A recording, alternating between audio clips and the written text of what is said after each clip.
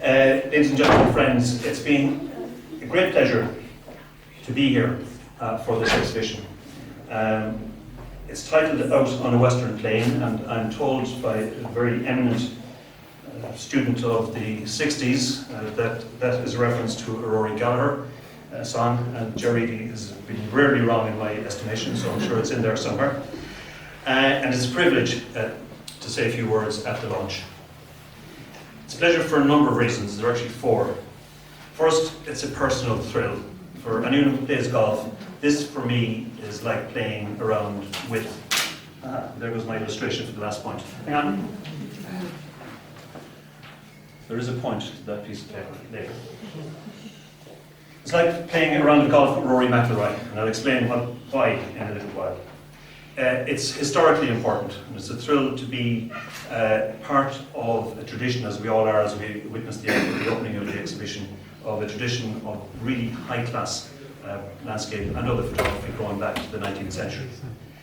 It's important because it's a testimony to the spirit of place, particularly in this case the Southwest, but not just the Southwest, it's the spirit of place, and that is something that is very important to many of us who live and work in this beautiful county. And finally, it's a celebration of photographic and creative genius. And I'm going to get back to that a little bit later, and that's why Picasso stuck on the wall there. On the first point of golf with Rory Mc Loughlin, before anyone else, I've never had the pleasure, but I am an amateur golfer, not very good, enthusiastic, play golf rarely and badly. But like every amateur golfer, I know the theory, and I do try. And I can only imagine that if you did get to play around with Rory Mc Loughlin, what he would do with a golf ball would immediately put him in a different stratosphere to what the average amateur can do. To the point where you might as well be on a different planet or playing a different game. Now, as well as a mediocre at the very best, and let's be generous, golfer, I am an avid photographer since I was about 10. Talked to Michael the other day about his first photograph, which he took on a Pentax SLR. About 20 years before that, my first photograph was taken on a box brownie. Do you remember the Model T camera? Okay. In black and white. And we went through dark rooms, we went through Kodachromes, for those who remember slides. They've been and gone, unfortunately. And latterly, a reluctant convert to digital. So I've spent quite a bit of time trying to make images. I know the theory, some of it at least, and occasionally the results are okay. But then you come and you see Michael's work. And it's like the difference between badly written prose and poetry. Poetry in black and white, poetry in colour, poetry in light. And you can only stand back in awe at what is actually on those walls. Second reason it's a pleasure to be here is because of the historical linkage. Now, the introduction to this beautiful book, and it is absolutely beautiful, which is part of the exhibition, was written by Ron Rosenstock, who was a very eloquent writer. And he places Michael in an exceptional lineage, which is in fact bookended by two Irishmen. In the 1800s, you had Timothy O'Sullivan, US photographer, whose work I don't know, but I intend to find out. And then you had Edward Weston, who was a household name. And then you had Ansel Adams. Now, Ansel Adams is the megastar of not just landscape photography, but photography generally. Who would you compare him to? He's Messi. He is Michael Schumacher. He is, global megastar. For those of us of a certain vintage who remember that Time Life originally was a magazine and then produced books, and who saw his work, including the Moonrise over Hernandez, Ansel Adams will be forever marked in the psyche. And from Ansel Adams, the chain continues through Paul Copinegro, who in 1966 spent some time photographing the ancient stone monuments of Ireland. Not well-known work, but Google it. It's absolutely fabulous. And on that trip, he came across, must have been just out of national school, a very young Michael Mc Loughlin. And the torch has been passed on.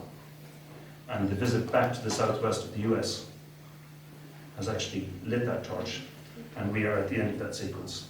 It was, I know from Michael from talking to him, it was a voyage of rediscovery, of exploration, and I think of homage, and as I say, remarkable lineage to Irishmen bookending it.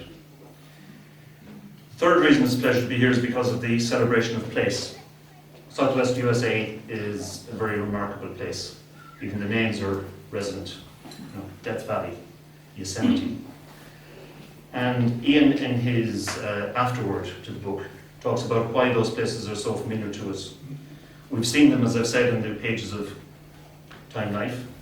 We've seen them in countless cowboy and Indian movies. But what we see around here tonight is a fresh interpretation. An interpretation through Irish eyes and with an Irish understanding and an Irish connection to place and landscape, which is different to the US photographers of the past. Michael has done some work with us, and we've been privileged to have him involved in the Spirit of Place projects. He photographed most notably Inishturk 3 years ago now, and Ballycastle last year, and the images that he produced are stunning.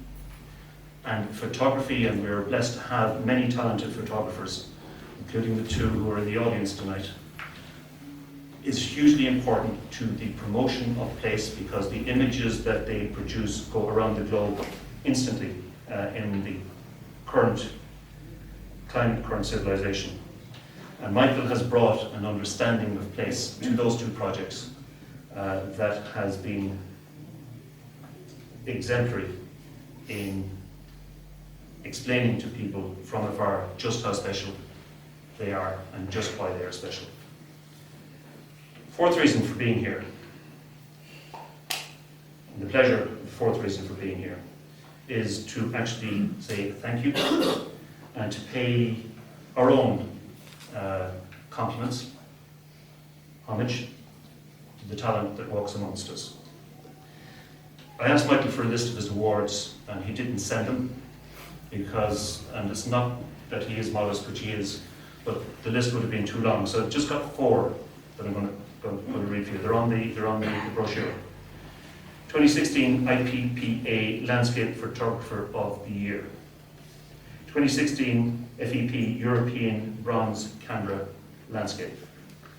2016 First Place Architectural, 10th Place Black and White Spider Awards, and 2015 IPPA Photographer of the Year. These are not just national, but internationally recognized awards. And that on its own would be a very significant indicator of the talent that we have with us.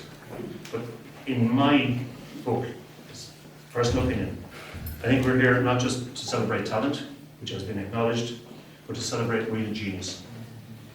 And I don't use the word lightly.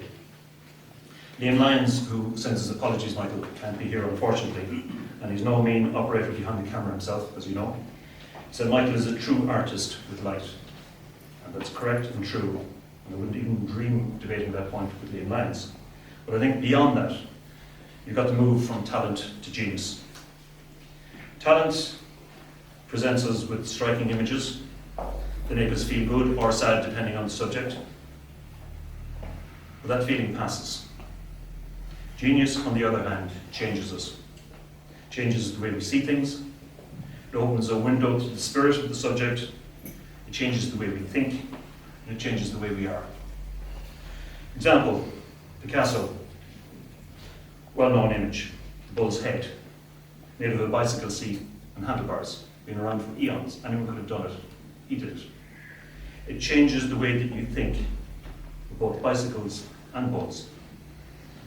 For me, the photographs on the wall change the way in which we see and understand landscape and place. And not just the southwest of the US, all places. I think the great gift that Michael brings us in this exhibition is that we move out of it and we go forth looking for the poetry in every landscape. That, for me, passes the test of genius.